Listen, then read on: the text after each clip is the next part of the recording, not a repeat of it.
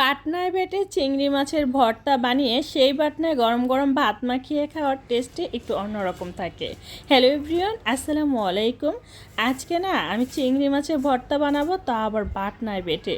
চিন্তা করেন এবার, বাটনা বাটা যে কোনো ভর্তাই কিন্তু অনেক বেশি টেস্ট হয়। আর আমি আজকে চিংড়ি মাছের ভর্তা বানাবো, আশা করব পুরো ভিডিও জুড়ে সাথে থাকবেন। প্রথমে একটা ফ্রাই প্যানে কিছুটা সরিষার তেল দিয়ে আমি কয়েকটা শুকনো মরিচ নিয়েছি। ভর্তা বানানোর জন্য আমার যে কয়টা শুকনো মরিচ চাই ঠিক সেই কয়টাই নিয়েছি। এবার এগুলো একটু লাল লাল করে ভেজে নেব, আর ভাজা হয়ে গেলে তুলে নেব। এই ফ্রাই প্যানের মধ্যে আমি কিছুটা রসুন নিয়েছি, আস্ত রসুনের কোয়া, সেগুলো ভেজে নেব। আপনারা চাইলে চিংড়ি মাছের ভর্তা রসুনটা স্কিপ করতে পারেন, আর রসুন কিন্তু শরীরের জন্য অনেক উপকার, তাই আমি দিচ্ছি। যাই হোক, এই ফ্রাই প্যানের মধ্যে আমি ডিম ভেজে নিচ্ছি।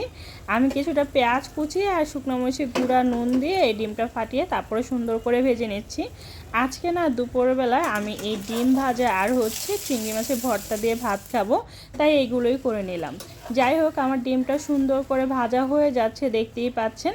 এবার আমি যেটা করব, একটা প্লেটের মধ্যে এই ডিমটা সার্ভ করে নিব। এবার আমি এই ফ্রাই প্যানের মধ্যে চিংড়ি মাছ ভেজে নেব। আমি নুন আর হলুদ দিয়ে চিংড়ি মাছগুলো সুন্দর করে ম্যারিনেট করে রেখে দিয়েছিলাম আগে থেকেই। তো এবার এগুলো ভেজে নিচ্ছি। চিংড়ি মাছটা কিন্তু অনেক বেশিক্ষণ ভাজা যাবে না, এতে করে রাবারের মতন শক্ত হয়ে যাবে।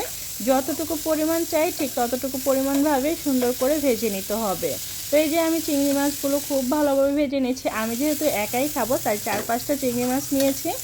এবার যেটা করব, বাটনাটা আমি আগে থেকে ভালোভাবে ধুয়ে সুন্দর করে শুকিয়ে নিয়েছি।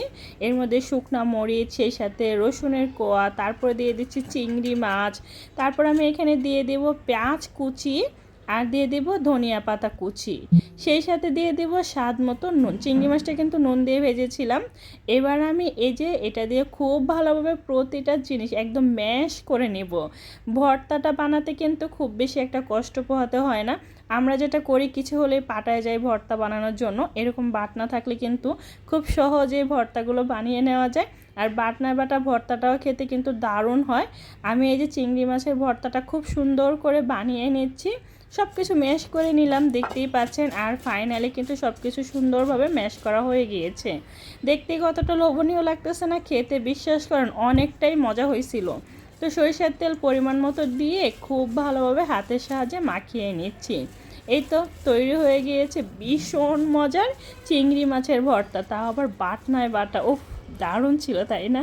তো যাই হোক, আমি কিছুটা তুলে নিচ্ছি একটা প্লেটের মধ্যে। যেটুকু আমি তুলে নেওয়ার সেটুকু তুলে নিচ্ছি। বাকিগুলো আমি গরম গরম ভাত দিয়ে আবারও ওই বাটনারিটা দিয়ে সুন্দর করে ম্যাশ করে নিচ্ছি। যে কোনো ভর্তা আমি পাটায় বানালে সাথে সাথে ভাত মেখে খাবো। আজকে যেহেতু বাটনায় বানাচ্ছি, তো আমি আবারও গরম গরম ভাত এভাবে মেখে নিচ্ছি। আমার কাছে না এই ভাতটা খেতেই বেশি ভালো লাগে। তো যাই হোক, সুন্দর করে মেখে এবার গরম গরম ভাত আমি একটু নুন দিয়ে তারপরে খেয়ে নিচ্ছি। আপনাদের কাছে এরকম পাটায় মাখা ভাত বা এরকম বাটনায় মাখা ভাত খেতে কেমন লাগে, সেটা কিন্তু অবশ্যই কমেন্ট করে জানাবেন, ঠিক আছে? আমার আজকের এই ভিডিওটা কতটুকু ভালো লাগছে সেটাও কমেন্ট করে জানাবেন। কে কোথা থেকে আমার ভিডিওটা উপভোগ করতেছেন সেটাও কমেন্ট করে জানাবেন। ভিডিওটা ভালো লাগলে লাইক কমেন্ট শেয়ার করে দিবেন, চ্যানেলটা সাবস্ক্রাইব করে রাখবেন, আর পেজে লাইক ফলো দিয়ে সবসময় সাপোর্ট করবেন। আচ্ছা, বাটনায় বাটা চিংড়ি মাছের ভর্তার রেসিপিসটা আপনাদের কাছে কতটুকু ভালো লাগছে সেটা কিন্তু অবশ্যই কমেন্ট করে জানাবেন। আপনাদের প্রতিটা কমেন্ট কিন্তু আমাকে নতুন ভিডিও দেওয়ার অনুপ্রেরণা যোগায়। সবাই ভালো থাকবেন, সুস্থ থাকবেন। আল্লাহ হাফেজ।